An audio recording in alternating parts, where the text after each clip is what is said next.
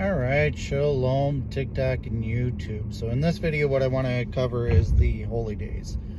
As if you correlate this with the leap year and what have you, you'll be able to, if you understand the scripture, you'll be able to figure out the proper observance of the holy days and how to do them for the most part, right? So that said, you can find the holy days in Leviticus 23, right? So the first holy day is Passover. The second holy day is unleavened bread. Third holy day is, or days I should say, is the Feast of Weeks. Then you have Shavuot, otherwise known as Pentecost, otherwise known as Whit Sunday. Now this one should always end up on Sunday. So if you understand the Orthodox Jews and way, you can search online and see the sources directly from them. They don't observe Shavuot on Sunday, right? That's why it's called Whit Sunday, and it's also called Pentecost for a reason, right? So if you go through, now this is the fourth out of the 7 holy days. So if you go through that, the first part, and you count the Omar and what have you, with the Feast of Weeks and what have you, the waving and the wave sheath and everything else. So you start the Feast of Weeks, and you have a feast after every Sabbath for 7 weeks. So 7 times 7, if you're following the proper Sabbath, is going to be 49. And what does Pentecost mean? It means day 50, right? So that in itself, when it comes to a lot of Messianic Judaism, Jews and what have you, you'll have certain sects that follow the lunar Sabbath, certain sects that don't follow the proper observance of the holy days and what have you, based on their misconceptions of how to observe the new moon cycle and everything else. So you're going to have a lot of variations, right? You have to keep in mind the key is the 10 Commandments. So proper observance of the holy days is a part of that, right? So that's where they're going wrong, especially when they're not observing the holy days properly, because again, the holy days are there for a reason. It's a shadow of what's to come, per Colossians 2:16 and 17, right? Which is Revelations, the apocalypse, or whatever you want to name it. Because that's why a lot of modern Christians, you don't understand what's going on in Revelations. When I was raised, when I was going to church as a Baptist, a lot of things were coming up to light. That why can't we explain Revelations? Was it that nobody knew? So that was a mystery to me. Well, I got to solve this mystery. Me being the person that I am, I'm going to try to solve the mystery, right? Just like with science and everything else. Well, I'm going to solve that. Then you're hearing songs, especially around Christmas, and you born as the King of Israel. You hear that he's referred to as the King of the Jews and everything else. Everything that's clearly written, and yet people aren't putting 2 and 2 together. So that all said, Yeshua himself even stated clearly that he came but for the lost sheep of the house of Israel. So you have different people that will take that slant and say, well, if he came for the Israelites only and exclusively, well, that makes me benevolent by heredity and and they'll try to proclaim themselves to be the Israelites or the original Israelites, which I believe the black Hebrew Israelites are the original Israelites, but it still wouldn't make a difference because, again, it's not a matter of heredity, it's a matter of what you do. That's Romans 2, right? So they can't rely on the heredity, especially if they're the teachers, because Yahweh created everybody. So even though anybody that's disobedient to Yahweh and his commandments are children of Hashatan, you have to keep in mind a lot of people are just clueless. It's not a matter of they're deliberately being disobedient. They just don't know how to properly observe or be obedient to him, and they're following the propaganda. They're following the mainstream, right? So that said, that's why I make these videos when you have too, is to help clarify everything for everybody so they understand the various dynamics that have been covered up over the years, right?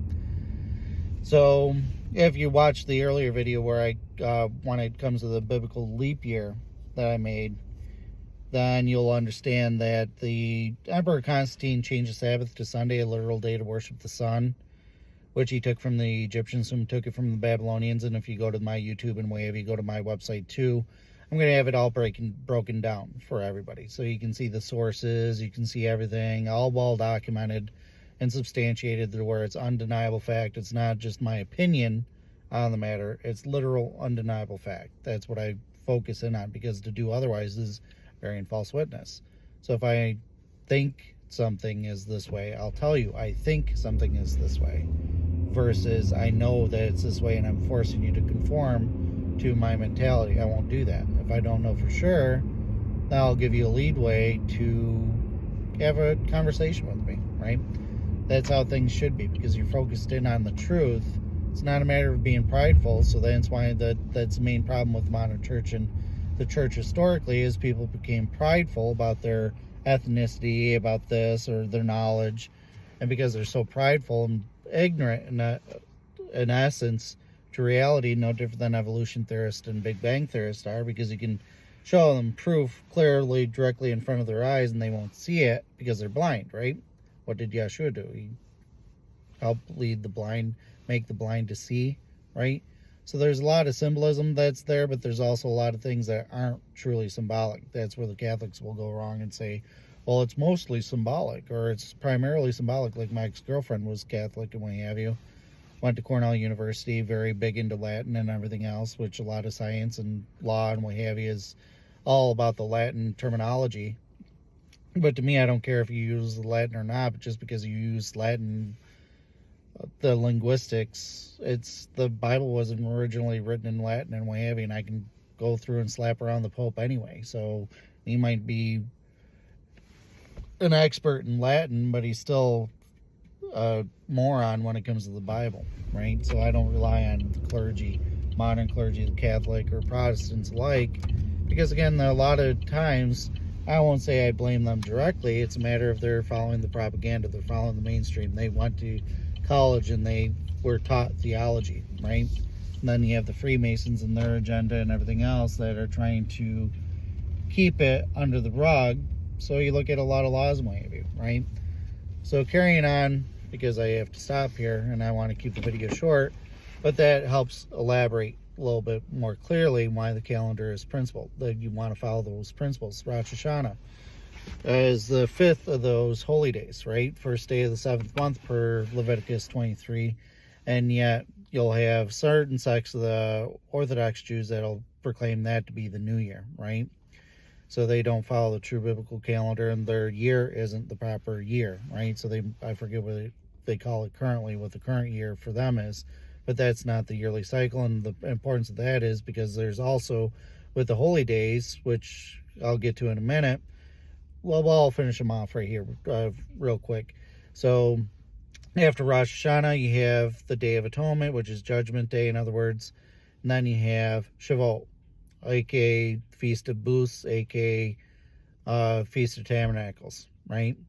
So that's where basically the whole point of Jerusalem is, the holy city, is finding that city of Yahweh, so to speak. That's why in Revelations 21 it states quite clearly there will be a new heaven and new earth and a new Jerusalem, or Yerushalayim, that will descend from the heaven, where Yahweh will live with his family, Elohim, right? So that's the principle. So now the importance of that's the yearly observance of the holy days. Now you have the 7-year Sabbath of the land. So after 6 years, the land gets a year of a Sabbath, to where the poor and what have you has its own protocols, and I'll go through on the details and what have you eventually on my website too, to where it's given to the animals and it's given to the poor for the poor to eat and what have you off the land and what have you. And you store all your food up, no different than when the weekly Sabbath, you don't prepare your food on the Sabbath. You prepare it before the Sabbath, right? When they're in the desert and what have you. The manna was given to Israel on the 6th day, and they're to collect 2 days portions, right? One for that day and one for the following day for the Sabbath, right? Same concept. You don't prepare your food on the Sabbath. You eat leftovers, so to speak, on the Sabbath, right? So that said, that correlates to the 7th year Sabbath of the land. And like when it comes to Pentecost, whenever you have the 50th year Jubilee, and that's the season. And in Genesis, it states that the age of man will be limited to 120 years, which is actually seasons. So that's actually, if you put in that term, 50 times 120, the year 6000 will be when Revelations is in full swing. That'll be the 1,000 years of peace between 6,000 and 7,000, right? And then you'll have on the 7th, the 8th high and holy day with the new Yerushalayim, right? There's Revelations for you. Shalom.